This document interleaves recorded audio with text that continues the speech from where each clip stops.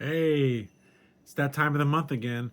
So I wanted to give you a quick an idea of what goes on this time of year. We are into February, and for the most part, what's going to happen from here on out is there's going to be buyers that are going to be in the market, and they're going to be in the market because of tax returns. Okay, it's a very positive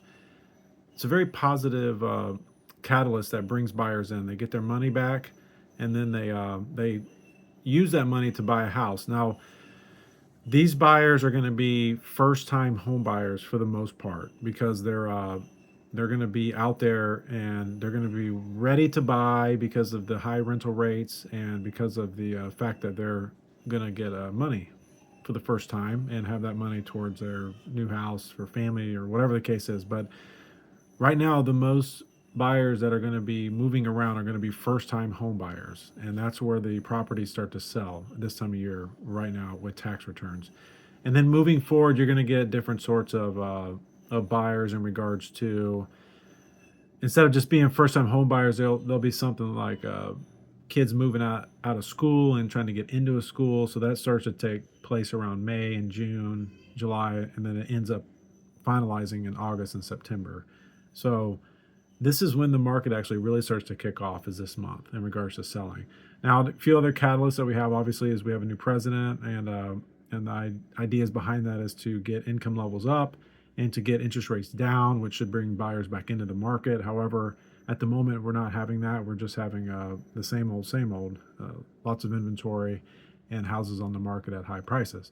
But there's still buyers out there, and they're still buying the same houses that they were just a few months ago. So really, not a whole lot has changed yet. But we will see with the incoming administration over time how that will play out.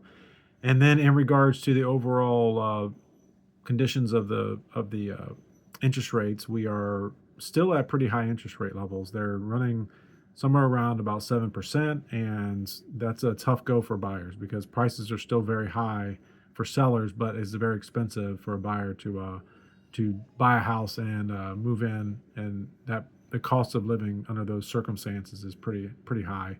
So the buyer, the actual buyer motivation isn't really there a whole lot. They're out there, but the ones that are buying are buying because they are motivated and they have to buy. So there's not a whole lot of leisure purchases going on right now. The buyers that are out there, for one reason or another, they're interested in buying because of their motivation. So it comes down to that. But yeah, it's still a great time to sell. There's still a lot of houses selling, and obviously the way you sell a house is important. The presentation, pricing it correctly, and accessing those highly qualified buyers. So, anyways, if you are interested, or if there's anybody you know that is looking to buy or sell, we'd love to help you guys out. All right, I'll see you soon.